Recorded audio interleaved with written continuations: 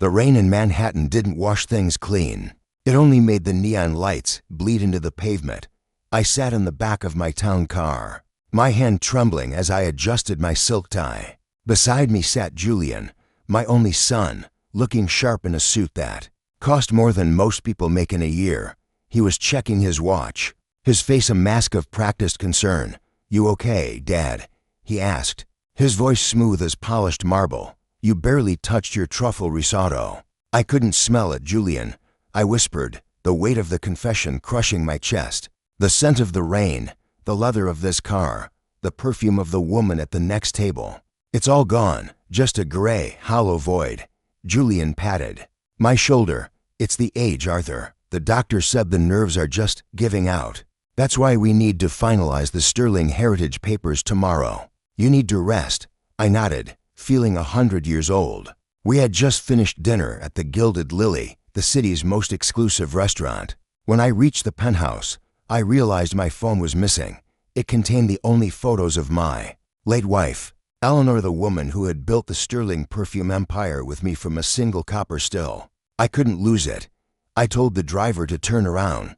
20 minutes later, I stood before the locked glass doors of the restaurant. The lights were dimmed, but a young woman in a server's vest, her name tag reading Elena Vance, saw me. She didn't open the door immediately. She looked left, then right, her face pale under the street lamps. When she finally let me in, she didn't hand me my phone. She grabbed my sleeve and pulled me into the shadows of the coat room. "Mr. Sterling," she whispered, her breath hitching. "You weren't supposed to come back, but I can't let this happen. I grew up in a house that used your Eleanor's rose scent. It was the only thing my mother loved. I can't watch them destroy you." What are you talking about, Elena?" I asked, my heart hammering against my ribs. "Stay quiet," she said, her voice trembling. "I'm going to show you the footage from the 4K camera hidden in the chandelier above your table. Please, promise me you won't faint." She led me to a cramped security office. My phone sat on the desk, forgotten. Elena's fingers flew across the keyboard, pulling up the feed from table 4. There we were, me, looking frail and confused, Julian, looking like a devoted son, and Victoria, my daughter-in-law, draped in emerald silk, watching me with eyes like a hawk. I watched myself stand up to go to the restroom, my back turned. The moment I was out of sight, the mask fell off Julian's face. His expression shifted from concern to a cold, predatory sneer. He reached into the inner pocket of his blazer and pulled out a small, amber vial. My breath hitched. In the high-resolution footage, I saw him uncaps it with a flick of his thumb. He dropped 3 clear droplets into my glass of sparkling water, the water I drank the moment I returned to the table. But it wasn't just the poisoning that brought me to my knees. It was what happened next. Victoria leaned in, shielding him from the view of the other patrons. She didn't look horrified. She smiled. It was a sharp, jagged smile that reached her eyes. Julian then did something that broke a part of my soul. He hunched his shoulders, let his lower lip hang loose, and began to mimic my tremors. He shook his head back and forth in a cruel parody of my disorientation, pretending to sniff the air and coming up empty. Victoria let out a silent laugh, clutching her throat in delight as they mocked the man who had given them everything. My son was poisoning my blood, and my daughter-in-law was cheering for the finish line. The room swayed. I hit the floor of the security office, my knees buckling. Elena caught my shoulders, her eyes filling with tears. "I'm so sorry," she kept whispering. "I'm so sorry, Mr. Sterling." I stared at the screen. For 6 months, I had been mourning my own health. I had been preparing to hand over a $120 million global empire because I thought my body was failing me. I thought I was losing my mind, my senses, my very identity as a master perfumer. It was all a lie. My son wasn't waiting for me to die. He was killing me in plain sight, 1 drop at a time, laughing as he prepared to steal my life's work. "Mr. Sterling," Elena asked, helping me to a chair. "What are you going to do?" "The board meeting is in 5 days. If you sign those papers, he wins." I looked at my reflection in the dark security monitors. I looked old. I looked weak. But beneath the fear, a cold, hard flame began to ignite. Julian thought I was a senile old man who had lost his edge. He thought he had already won. He had no idea that he had just handed me the most dangerous weapon of all, the truth. "I have 5 days," I said, my voice coming out like grinding stones. I reached out and grabbed my phone, my grip tightening until my knuckles turned white. "In 5 days, Julian wants to take my crown." But he forgot one thing. I didn't build this empire with luck. I built it with chemistry, and I still know a few formulas he hasn't learned yet. I looked at Elena. "You risked your job for this." "Why?" "Because the world needs Eleanor's rose," she said simply. "Not whatever corporate poison your son wants to replace it with."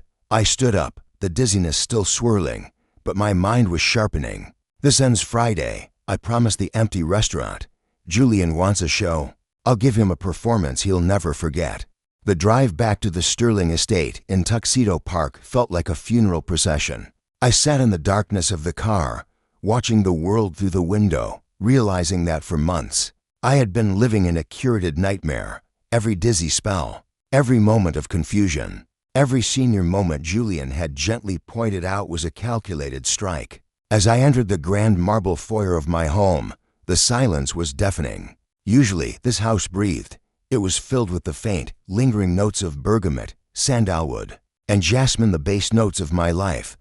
But tonight, it smelled like nothing, just cold, filtered air. I walked into my private study, a room lined with thousands of tiny glass vials and leather-bound journals dating back to my grandfather's time in grass. This was the heart of Sterling Heritage Perfumes.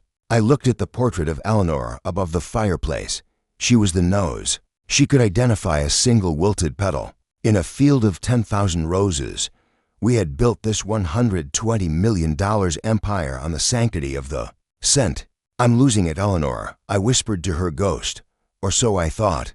I sat at my mahogany desk and pulled out my private journal. For the last 6 months, I had been documenting my decline. January 14th. Can't distinguish between lavender and rosemary today. Julian says it's fatigue. March 22nd. Fainted in the laboratory. Julian caught me. He looked so scared. Now I know he was just checking my pulse to see if the dose was right. May 10th. The doctor, Dr. Reese, a man Julian recommended, diagnosed anosmia induced by neurodegeneration. Irreversible.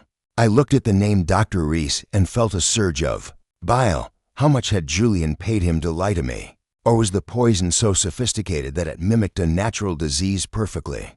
The door creaked open. Julian stood there, still in his tuxedo jacket, holding 2 glasses of warm milk on a silver tray. It was our nightly ritual, the devoted son making sure his ailing father slept well. "Still awake, Dad?"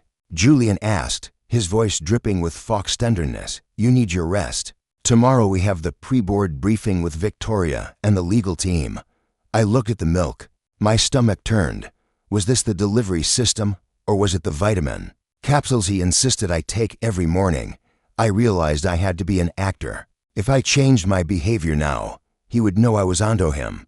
He would move faster, perhaps even turn to something more lethal. "I was just thinking about your mother," I said, my voice cracking half from the act, half from the genuine pain of his betrayal.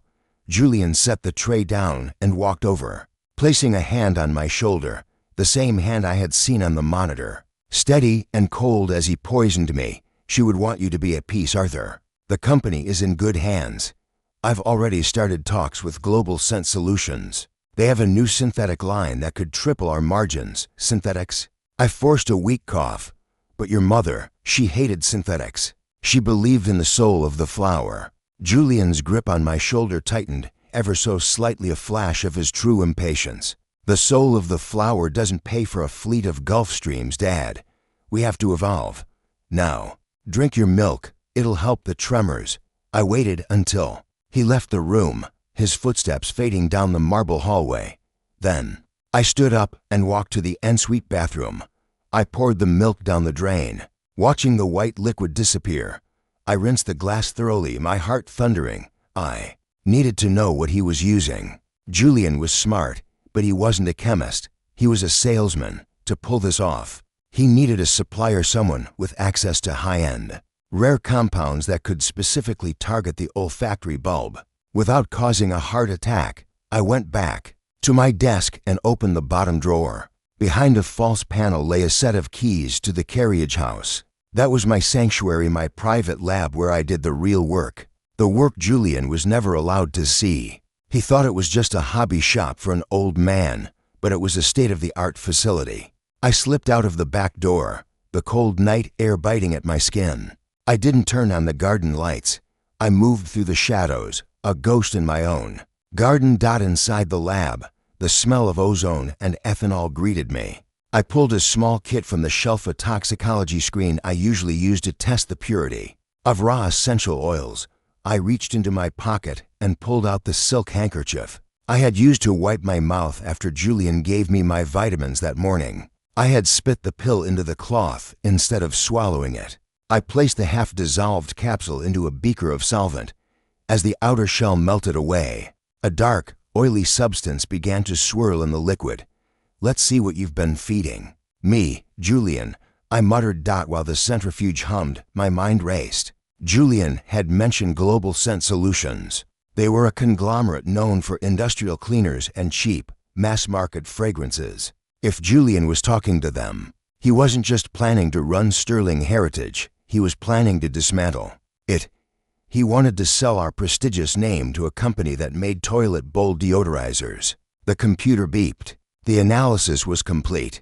The screen showed a massive spike in zinc chelators and a localized neuroinhibitor. It was brilliant in its cruelty. The chelators stripped my body of the minerals required for the sense of smell to function, while the inhibitor numbed the specific nerves in my nasal cavity. It wouldn't kill me, but it would make me professionally dead. A master perfumer who couldn't smell was a king without a crown. The most important part of the data, the biological half-life. If I stopped the intake now and flushed my system with a specific counteragent, my senses would begin to return in 72 hours. I looked at the calendar on the wall. The board meeting was Friday. Today was Sunday night. I had exactly 4 days to heal, 3 days to gather evidence, and 1 shot to destroy the man I had called my son. I grabbed a bottle of activated charcoal and a high-dose mineral supplement from my lab supplies. I swallowed them with a glass of distilled water. "You think I'm finished, Julian?" I looked at my reflection in the glass of the beaker. My eyes, once dull with the fog of poison, were starting to sharpen. "You think you can turn Eleanor's legacy into a chemical factory? You're about to find out that the old man still has a very keen sense of justice." I picked up the phone. It was 3 a.m. There was only one person who hated synthetics as much as I did, and only one person Julian couldn't buy. "Robert?" I said when the voice on the other end answered with a sleepy grunt. "It's Arthur. I need you at the carriage house. Bring the vintage logs, all of them. And Robert, don't tell a soul you're coming. We're going to war." The carriage house was a cathedral of glass and steel, tucked away behind a curtain of weeping willows. By 3:45 a.m., the air inside was thick with the hum of high-performance liquid chromatography machines and the scent of cold logic. Robert Hayes, my head of production and a friend of 40 years, stood over the digital printouts, his face etched with a mixture of disbelief and simmering fury. Robert was a man of the earth, thick-fingered, silver-haired, and possessed of a nose that could rival my own. He looked at the chemical peaks on the monitor, then back at me. I was sitting on a lab stool, clutching a mug of black coffee, feeling the first sparks of life returning to my system as the charcoal and minerals began to battle the toxins Julian had fed me. "Zinc chelators," Robert growled, his voice a low vibration in the quiet lab. "And this inhibitor, Arthur, this isn't just a prank. This is high-level chemical sabotage. This compound sulfur Z7 isn't even on the open market. It's a proprietary industrial blocker used by fragrance conglomerates to test the potency of deodorizers. It's meant to go into a lab-controlled air vent, not a human being. Julian didn't find this in a textbook." "Robert," I said, my voice steadying. "He's a businessman, not a chemist. Someone is feeding him the vials. Someone with access to the dark side of the industry." Robert pulled up a secondary file on the computer. "You mentioned Julian was talking to Global Scent Solutions. I did some digging into their board of directors while you were checking the Samples, look who just became their majority shareholder. He hit a key, and a photograph filled the screen. My heart did a slow, painful roll in my chest. The man in the photo had silver hair swept back from a forehead that screamed arrogance.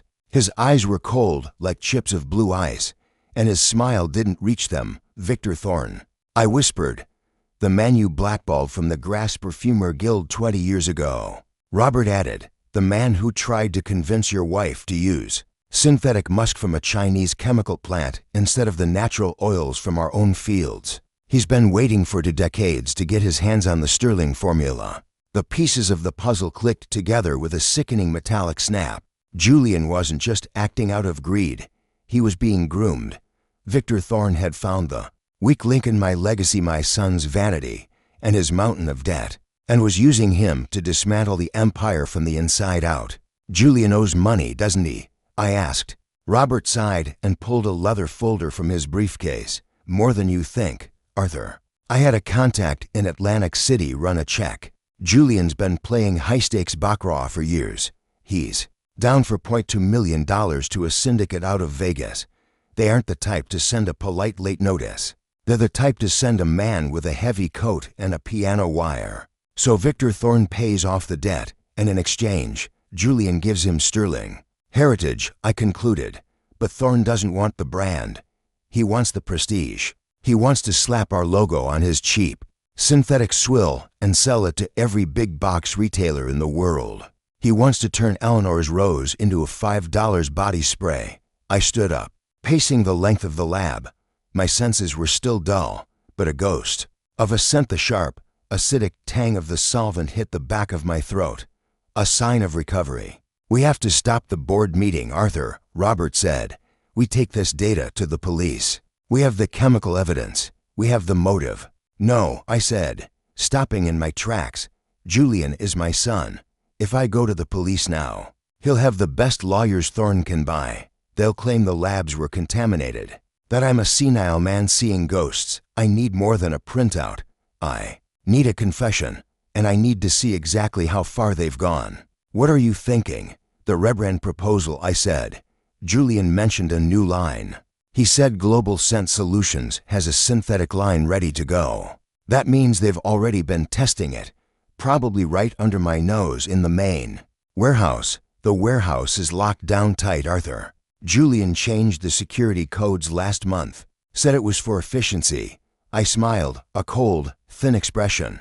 Julian thinks he's the only one who knows how to play with codes. He forgets that I designed the original security architecture. For the sterling vaults, there's a back door in the software that even he doesn't know about. I turned to Robert. "I need you to do something dangerous. Julian thinks I'm bedridden. He and Victoria are going to a charity gala in the city tonight.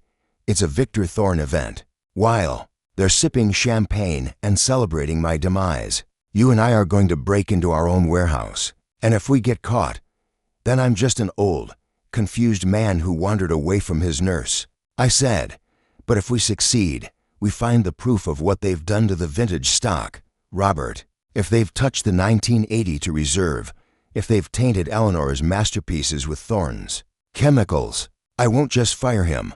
I'll ruin him." We spent the next few hours prepping. I continued my detox, drinking a foul-smelling concoction Robert brewed from his own private stash of herbs. By 10 p.m., the fog in my mind was lifting. I could feel the texture of the lab coat against my skin. I could hear the distant chirp of a cricket outside. I looked at the amber vial Julian had been using to poison me. It sat on the lab bench, a tiny, innocuous thing that had almost cost me everything. "You know, Robert," I said, looking out the window at the main house, where the lights were beginning to dim. I used to think my greatest achievement was creating the perfect scent.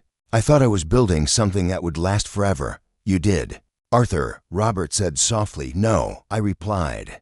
"I built a palace of glass, and I forgot to check the foundation. I loved the perfume more than I watched the boy. I gave Julian everything he wanted, but I never taught him the value of the soul. This poison, it's as much my fault as it is his." "Don't do that to yourself," Robert warned. "Julian made his choice. He chose the vial. He chose the debt. He chose the enemy." "Maybe," I said, standing up and grabbing my jacket. But tonight, I'm choosing to be the father he should have feared. Let's go. The gala starts at midnight. We have exactly 2 hours to find the truth. We moved out into the darkness, to shadows crossing the lawn. My heart was pounding, not with the flutter of an old man, but with the steady, heavy beat of a hunter. The master perfumer was gone. In his place was a man who had finally realized that some things in this world smelled of nothing but rot, and it was time to clear the air. The Sterling Heritage Global Distribution Center stood like a silent fortress. On the edge of the estate, it was a massive, climate-controlled facility where millions of dollars worth of the world's finest essences were stored in pressurized, stainless steel vats under the silver glow of a waning moon. Robert and I approached the side entrance, moving through the rows of manicured hedges. Julian updated the biometric scanners. Robert whispered, gesturing to the glowing blue pad. Near the heavy steel door, if I scan my thumb, a silent alarm goes directly to his phone. We're locked out, Arthur. I pulled a small, silver flash drive from my pocket, a tool I had kept in my safe for years. Designed by the original security engineers, Julian is a master of the now, Robert. But he has no respect for the before. He never bothered to wipe the legacy override codes from the firmware. I slotted the drive into a hidden maintenance port beneath the scanner. For 10 agonizing seconds, the screen flickered. Then, with a soft, mechanical thud, the deadbolts retracted. The door swung open, releasing a gust of chilled, sterile air. We stepped inside, usually even with the air filtration system running at max capacity. The warehouse smelled like a dream, faint notes of Bulgarian rose, Mysore sandalwood, and Haitian vetiver. But tonight, as we moved deeper into the shadows of the high-density racking, a new smell hit me. My senses were at roughly 40% capacity now. The detox was working, and what I smelled made my skin crawl. It was sharp, ozone-heavy, and cloyingly sweet like a cheap car air freshener. It was the smell of a laboratory trying to mimic nature and failing miserably. "Do you smell that?" I asked, my voice echoing in the vast space. Robert nodded, his face twisted in disgust. "Industrial esters, specifically methylbutyrate in high concentrations. It's what they use in cheap candy and low-grade detergents, Arthur. This shouldn't be here." We reached the vintage vault, the restricted section where the rarest oils and the mother batches of my father's original formulas were kept. This was the soul of the company. I punched in the manual code for the vault. The heavy door slid open, but the sight inside brought me to my knees. The floor was littered with broken glass. Not just any glass, the hand-blown crystal carboys from Grass. On the main staging table, a row of 3-gallon vats stood open. A team had clearly been working here recently. I walked over to the vat labeled Eleanor's Rose, 1998 Reserve. This was the batch we had made the year Julian was born. It was supposed to be the base for our 50th anniversary limited edition. I dipped a glass rod into the liquid and brought it to my nose. I didn't even need my full sense of smell to realize the tragedy, the deep, hunted complexity of the natural. Rose was gone. In its place was a thin, oily liquid that stung my nostrils. "They're flushing it," Robert whispered, horrified. He was looking at a series of industrial hoses connected to the floor drains. "They aren't just stealing the name, Arthur. They're destroying the raw materials so that nobody can ever recreate the original scents. They're replacing the natural oils with Thorne's synthetic garbage and dumping the originals down the sewer." I looked at the drain. Millions of dollars and decades of history were being treated like waste. "Look at this," Robert called out from the corner. He had found a stack of shipping crates marked with the logo of Global Scent Solutions. Inside were thousands of plastic bottles, pre-labeled and ready for filling. I picked one up. The label was a garish, neon-orange version of our elegant Sterling crest. The font was blocky and cheap. It read, "Sterling Fresh, Maximum Strength Pipe. UNBLOCKER." My hands began to shake. A pipe unblocker. He's turning my wife's name into a drain cleaner. "It's worse," Robert said, handing me a clipboard he'd found on the packing desk. "Look at the contract attached to the manifest." I scanned the document. It was a debt settlement agreement. Victor Thorne hadn't just paid off Julian's gambling debts, he had purchased them. Julian owed Thorne $4.2 million, plus interest, but there was a clause, the royalties clause. For every bottle of Sterling Fresh industrial cleaner sold, 90% of the profit went directly to Victor Thorne's holding company. Julian wasn't going to be a CEO. He was going to be a puppet, a front man for a company that sold chemicals to janitorial services. He had sold his birthright for a seat at a table, where he wasn't even the guest, he was the meal. He's so desperate to be out from under the debt that he's willing to burn the house down. While he's still inside it, I said, the cold fury finally crystallizing into a plan. Suddenly, the overhead lights hummed and flickered to life, bathing the warehouse in a blinding, clinical white. I wondered when you'd show up, Dad. I turned slowly. Julian stood at the end of the aisle, flanked by two burly men in dark suits, security guards I didn't recognize. He wasn't wearing his devoted son mask anymore. He looked tired, his eyes bloodshot, his jaw set in a hard, defensive line. Victoria stood beside him, her arms crossed, looking at the warehouse with utter boredom. Julian, I said, my voice eerily calm, you're home early from the gala. Victor Thorne decided we had more important things to discuss, Julian said, stepping forward, like why my dying father is sneaking around a warehouse at 2 a.m. I came to see the rose oil. Julian, but I see you've turned it into a chemistry set. Julian laughed, a harsh, jagged sound. The rose oil is an antique, Dad. It's a liability. We have $30 million in inventory sitting here that we can't move because it's too expensive for the modern market. Victor showed me the numbers. People don't want complexity anymore. They want clean, they want cheap, and they want it in a plastic bottle. You're a traitor, Robert spat. Julian glanced at him. And you're fired, Robert. Effective immediately. Guards, escort Mr. Hayes off the property. The two men moved forward, but I stepped in front of Robert. He's not going anywhere, Julian. This is still my company. I haven't signed the power of attorney. Julian walked right up to me, his face inches from mine. I could smell the expensive scotch on his breath and the faint, metallic tang of the poison he had been giving me. You'll sign it Friday morning, Arthur, because if you don't, I'll have you committed. I have Dr. Eris's report. I have the footage of you wandering around here, confused, talking to yourself. You're a sick man who has lost his senses. The board will vote you out in 10 minutes. He leaned in closer, whispering so the guards couldn't hear. Just sign the papers, Dad. Go to the beach house. Live out your days in the sun. Don't make me do something we'll both regret. I looked into my son's eyes and saw nothing but the hollow hunger of a man who had lost his soul to a deck of cards. I'll be at the board meeting. Julian, I said, my voice a whisper of steel, and I'll bring the legacy with me. You want to see the future of Sterling Heritage? You'll see it Friday morning. I look forward to it, Julian sneered.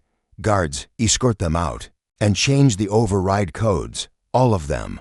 As we were marched out of the building, I didn't look back at the destruction. I looked at Robert. We had 3 days. Robert, I said as we reached the car. We can't save the warehouse, it's compromised. But the secret cellar under the carriage house, the one Julian doesn't know exists, is the 1987 vintage still. There, Robert's eyes widened. The birth year batch, yes, it's under lock and key. Only you and I have the physical bypass. Good, I said, getting into the car. Because Friday morning, we aren't just going to a meeting, we're going to a funeral, and I want to make sure the guests have something truly special to drink. Monday morning arrived with a deceptive, golden calm. I lay in my bed, staring at the ornate plaster ceiling, listening to the muffled sounds of the estate waking up. I could hear the distant clatter of breakfast dishes and Julian's sharp, impatient voice on the telephone in the hallway. My body felt different. The fog was lifting. After 48 hours of detoxing in secret, my senses were returning with a vengeance. I could smell the faint, waxy scent of the furniture polish. From the hallway, I could detect the metallic tang of the heating vents. Most importantly, I could smell the coffee being brought up the stairs, but I couldn't let them know. Not yet. When the door opened, I slumped my shoulders and let my jaw go slightly slack.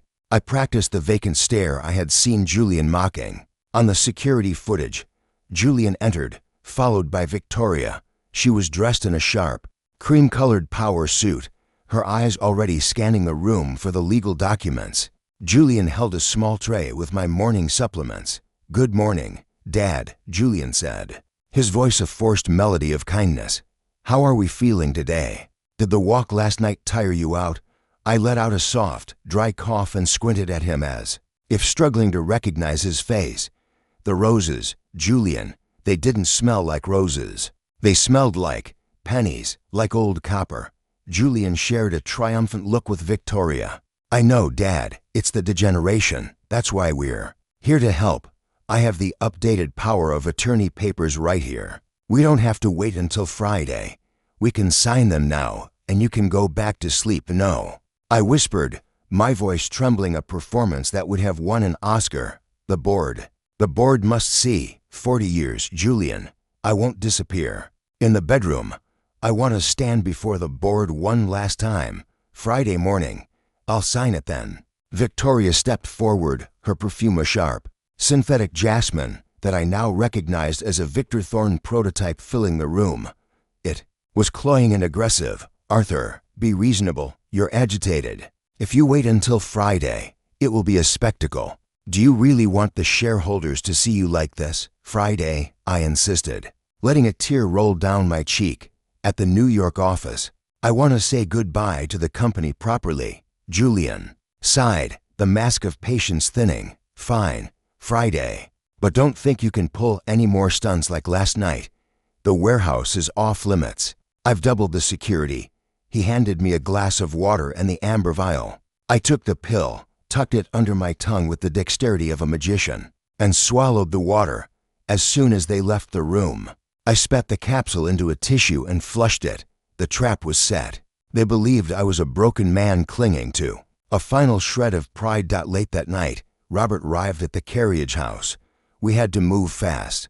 Julian's security team was focused on the main warehouse and the house, but they underestimated the old guard, the veteran groundskeepers and cellar masters, who had been with me for decades. "Is the move complete?" I asked Robert. "Every bottle of the 1987 birth year vintage has been moved to the private vault in the city," Robert said, wiping grime from his forehead. "And the decoys are in place. We filled 5,000 bottles with a mixture of tinted water, ethanol, and a touch of sulfur. To a casual observer, it looks like aging wine. To a nose, it's garbage. But Julian won't check. He's already sold the lot to Thorne's tankers. And the board members? I've sent the private invitations as you requested," Robert confirmed. "They think it's a legacy tasting before the transition. Victor Thorne will be there, too. He thinks he's coming to witness your surrender." I sat down at the lab bench and pulled out 2 crystal decanters.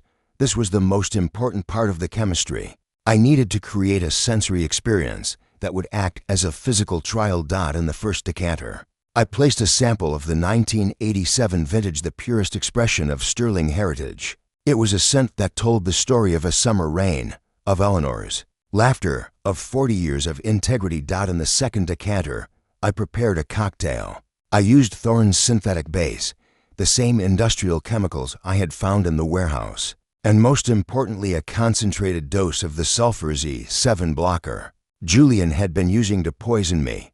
What are you doing, Arthur?" Robert asked, watching me carefully measure the clear liquid.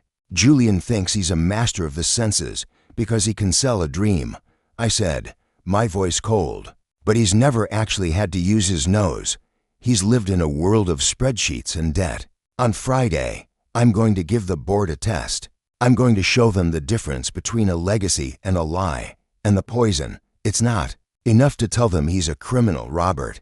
I have to make them feel it. I have to make Julian and Victor Thorne prove their own guilt in front of the very people they are trying to trick." I spent the next 3 days in a state of hyper-focus. I continued the detox, my sense of smell returning to almost 100%. I could smell the dust on the books, the rain in the clouds 5 miles away, and the cold, metallic scent of the betrayal that sat at my dinner table every night. Wednesday night, I overheard Julian and Victoria in the library. They were laughing. The tankers arrived Thursday night, Julian was saying. By the time the old man wakes up Friday, the Heritage will be halfway to Thorne's processing plant. We'll have the first $10 million in the offshore account by Monday. And the old man? Victoria asked. The coastal condo is ready. He'll have a nice view of the ocean. He won't even remember what a rose smells like by Christmas. I stood in the shadows, my hand gripping the banister. My own son was talking about me as if I were a piece of discarded furniture. Legacy isn't about blood. I realize that now. It isn't about the name you carry. It's about the values you protect. Julian carried the Sterling name, but he was a stranger to the Sterling soul. Elena Vance, the girl from the restaurant, had more of my legacy in her pinky finger than Julian had in his entire body. On Thursday night, I watched from my window as the massive, unmarked tankers rolled up to the warehouse. I watched as Julian gave the signal to begin the flush. He thought he was dumping my life's work.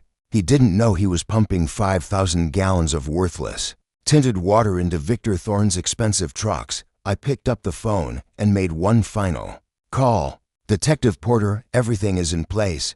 9 a.m. tomorrow, 15th floor, Financial District. Bring the handcuffs. You're going to want to see this. I turned off the lights and sat in the darkness.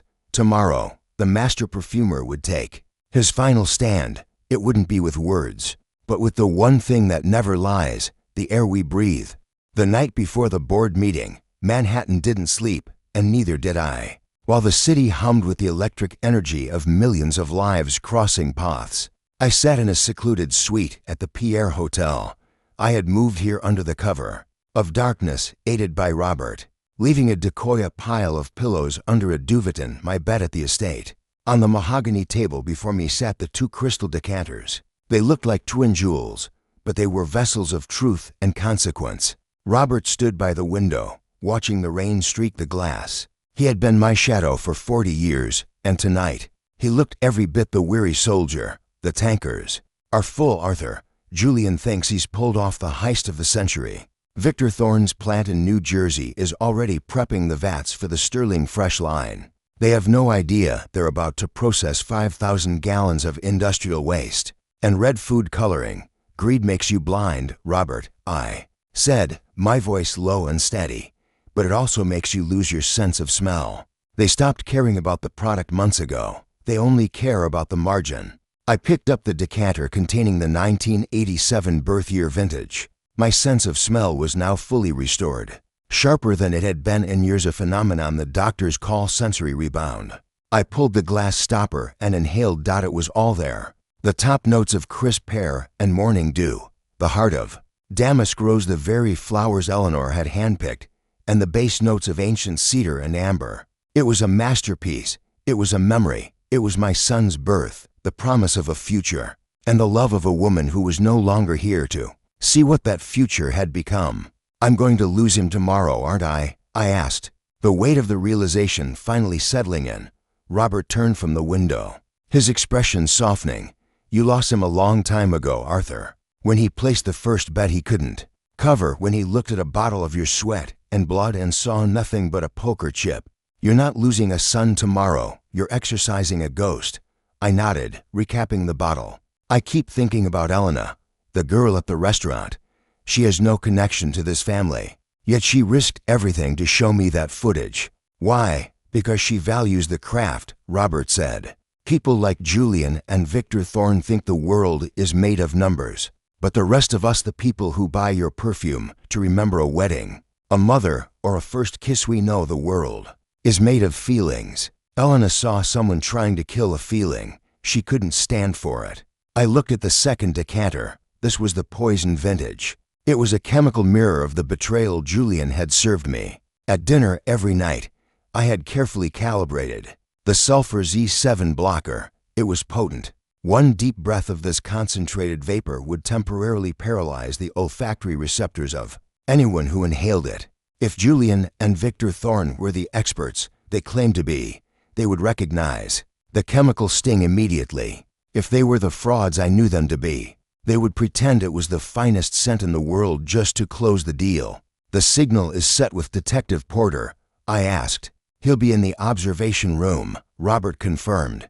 He has the toxicology, reports from your lab, the security footage from the Gilded Lily, and the debt settlement contract we pulled from the warehouse. But he needs the final act. He needs to see Julian attempt to execute the fraud in front of the board. I stood up and walked to the mirror. I looked at the charcoal wool suit I had laid out, the same one I'd worn to Eleanor's funeral. It felt appropriate. Tomorrow was a day for burials. Go get some rest, Robert, I said. Tomorrow. The Sterling name either dies or begins again. After Robert left, I didn't sleep. I spent the hours before dawn writing a letter. Not to the board, and not to Julian. I wrote to Eleanor Vance. I wrote about the responsibility of the nose, about the integrity of the harvest, and about the secret formula for Eleanor's rose that Julian had tried so hard to find. I knew that by tomorrow afternoon, I would be a man without a son. Julian would likely face 5 to 10 years for conspiracy, fraud, and attempted murder. The scandal would rock the industry, but Sterling heritage would survive because the truth is the only thing that doesn't evaporate. At 6 a.m., the sun began to peek over the Atlantic, a thin sliver of fire on the horizon. I stood on the balcony of the hotel, breathing in the city. I could smell the ozone of the subway, the charred sweetness of a streetcart's pretzels, and the salty breath of the harbor. Julian thought he had stolen this from me. He thought he had left me in a world of silence. He was about to learn that you can't kill a master perfumer's spirit by numbing his nose. I picked up the decanters and placed them carefully into a padded leather briefcase. Let's go. Eleanor, I whispered to the empty room. Let's go show them what a Sterling is made of. The headquarters of Sterling Heritage sat on the 45th floor of a glass and steel monolith. Overlooking the Hudson River, the boardroom was a masterpiece of cold corporate elegance, all polished obsidian tables and floor-to-ceiling glass. When I stepped through the double mahogany doors at exactly 9 a.m., the room went silent. Julian was already there, seated at the head of the table in my chair. He looked radiant, fueled by the adrenaline of his perceived victory. Beside him sat Victoria, looking like a queen in waiting, and across from them was the shark himself, Victor Thorne. Thorne stood up, his smile as sharp as a razor. Arthur, you look remarkably upright today. We were told you might be joining us via video link due to your condition. The air in the city is very clarifying. Victor, I said, my voice projecting with a strength that made Julian flinch. I walked to the other end of the table. Robert followed me, carrying the leather briefcase. The board members, 5 men and women who had seen the company grow from a boutique lab to a global powerhouse, watched me with a mixture of pity and confusion. Dad, Julian said, standing up, let's not make this difficult. We have the papers. Ready. Dr. Reese is on standby if you feel a dizzy spell coming on. We just need your signature on the transfer of power, and then we can get you back to the estate. In a moment, Julian, I said, placing my briefcase on the table. But first, a tradition. My grandfather, the founder of this house, believed that no great legacy is ever passed on without a final noses test. A moment to verify that the spirit of the brand is still intact. Victor Thorne chuckled, a dry, grating sound. Arthur, we're dealing with a $120 million merger with Global Scent Solutions. We don't have time for parlor tricks. This isn't a trick, Victor. It's a requirement of the Sterling bylaws. I lied smoothly. I knew none of them had read the fine print in decades. If the board is to approve Julian as the new master perfumer, he must prove his senses are as sharp as the man he is replacing. I opened the briefcase and pulled out the 2 crystal decanters. The sunlight hitting the glass cast dancing fractals across the dark table. I have here 2 samples, I announced to the board. The first is our 1987 birth year vintage, the soul of our natural line. The second is the new direction, the prototype Julian and Victor have been developing for the Sterling Fresh line. I poured the first decanter into a row of glass flutes. The room was suddenly filled with the scent of Heaven Eleanor's rose. The board members leaned in, instinctively enchanted. Beautiful, whispered one of the older directors. It's as vibrant as the day it was bottled. I looked at Julian. His face was pale. He knew he hadn't seen this batch in the warehouse. He was wondering where it came from. And now, I said, my voice dropping to a dangerous whisper. The future. I poured the second decanter. This was the one laced with a concentrated dose of sulfur Z7. To my now restored nose, the chemical sting was like a needle. But I kept my face an expressionless mask. This is the sterling fresh prototype, I said, sliding a glass toward Victor Thorne and another toward Julian. Since you both claim this is the future of our empire, tell the board, what do you detect? Victor Thorne, ever the arrogant showman, didn't hesitate. He picked up the glass, swirled it, and took a deep, theatrical breath. Incredible, he declared. Looking at the board, I detect high-altitude citrus, a hint of synthetic musk for longevity, and a clean, ozone finish. It's modern, it's profitable, it's a masterpiece.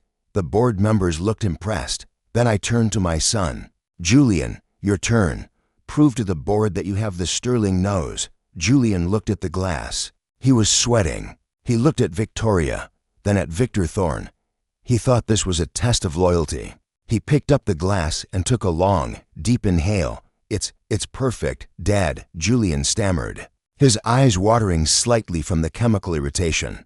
I smell the same thing Victor does. Citrus, white ginger. It's the scent of $1 billion success. The room was silent. I let the silence stretch until it became uncomfortable. That's fascinating, I said, my voice echoing like a gavel. Because what you are smelling and what Victor just described so eloquently is a concentrated industrial nerve blocker. It has no citrus, it has no ginger. In fact, it is designed to temporarily paralyze the human olfactory system. Julian froze. Victor Thorne's smile vanished. If either of you had a shred of integrity or even a functioning sense of smell, you would be choking right now, I continued, leaning over the table. Instead, you lied. You described a fantasy because you are frauds. You are so desperate to sell this company's soul that you've forgotten what it actually smells like. This is an outrage, Victoria shouted, standing up. Arthur is clearly having a breakdown, am I? I pulled a stack of lab reports from the briefcase and threw them onto the table. These are the toxicology results from my own blood. They show 6 months of systematic poisoning with the very chemical in those glasses. Poisoning orchestrated by Julian Sterling and supplied by Victor Thorne. Julian tried to stand, but his knees seemed to fail him. He slumped back into the chair that was never his to begin.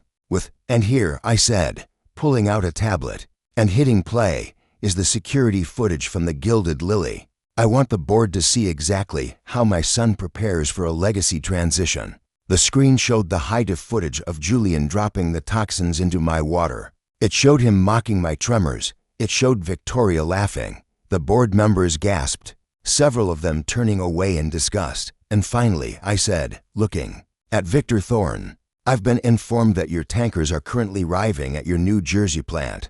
You might want to call them, because instead of $30 million in vintage oil, you've just spent a fortune transporting 5,000 gallons of worthless, dyed sewer water. Victor Thorne let out a guttural roar of rage and lunged across the table toward me. But he never reached me. The side doors burst open.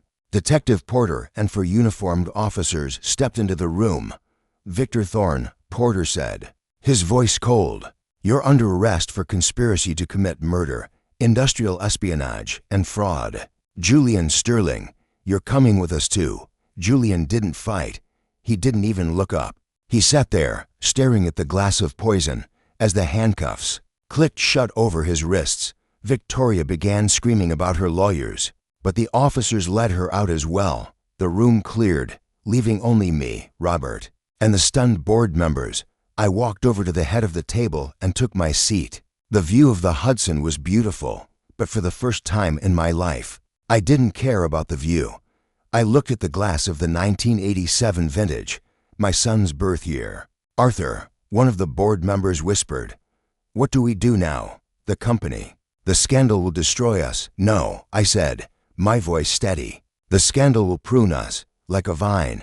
We cut away the rot so the fruit can grow back stronger." I looked at Robert. "Call Elena Vance. Tell her I have a position for her in the Grass Laboratory. It's time we started training a nose who actually knows how to tell the truth." I picked up the glass of my legacy and took a sip. It didn't taste like ash, it tasted like the truth. And the truth, I realized, was the only scent that never fades. 6 months had passed since the glass and steel towers of Manhattan bore witness to the fall of Julian Sterling.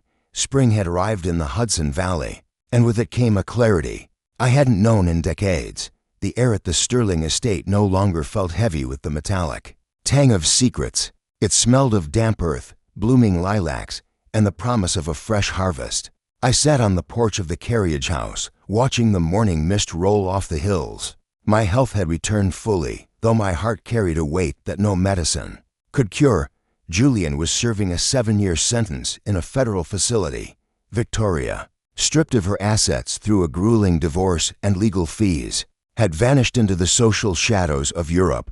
Victor Thorne's empire, Global Scent Solutions, had imploded under the weight of the scandal, its assets liquidated to pay for the environmental fines of the very tankers Julian had filled with sewer water. The Sterling name had survived, but it was changed. The bergamot shipment from Italy just arrived, Arthur, a voice called out. I looked up to see Elena Vance. She was no longer wearing a server's vest. She wore a white lab coat, her hair tied back, a streak of charcoal on her cheek from the morning's distillation run. Beside her walked Robert, who looked 10 years younger now that he wasn't carrying the secret of my slow murder. How does it smell, Elena? I asked. She closed her eyes, holding a testing strip to her nose. She waited, letting the molecules settle. It's sharp, she said thoughtfully. But there's a peppery undertone that shouldn't be there. It's not pure.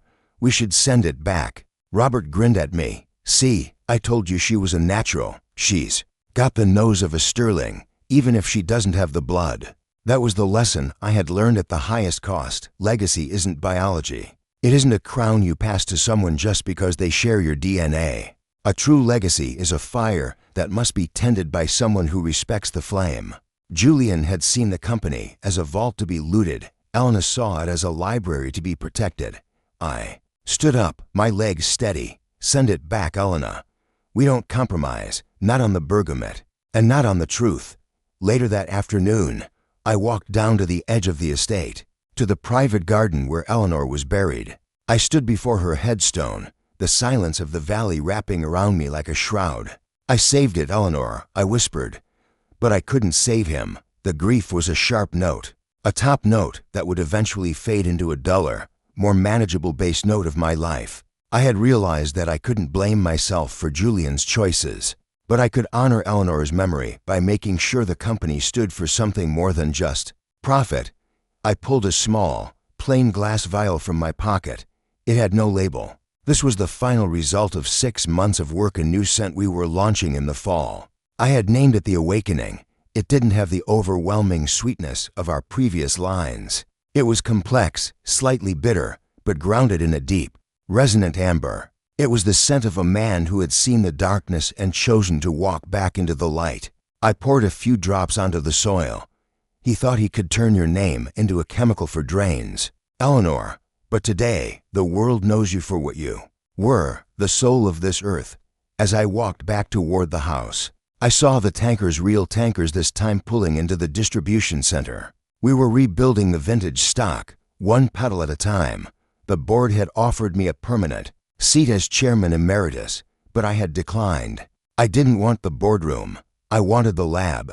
I wanted to teach Elena the secrets of the 1982 reserve. I wanted to hear the hum of the stills. Sitting in the quiet of my vineyard, I reflect on my life as one of those bittersweet grandpa stories. Don't be like me. Don't spend 40 years building a $120 million empire only to realize that the deadliest poison can be served at your own dinner table. My painful lesson is this: never mistake shared blood for shared values. Julian thought he was entitled to my crown because of his name, but he forgot that a crown is held up by character. If it hadn't been for the courage of a stranger like Elena Vance, I would have ended my days in a lonely condo, stripped of my dignity and my senses. Life will eventually become one of those grandpa stories told to the next generation. Make sure yours is a true story of resilience rather than a tragedy of misplaced trust. I looked up as the sun set over the Hudson, gilding the world in gold. I took a deep breath. The air was clear. The scent was pure. For the first time in a very long time, I could finally breathe. If you like history, please like this video, subscribe to the channel, and share your impressions of this story in the comments.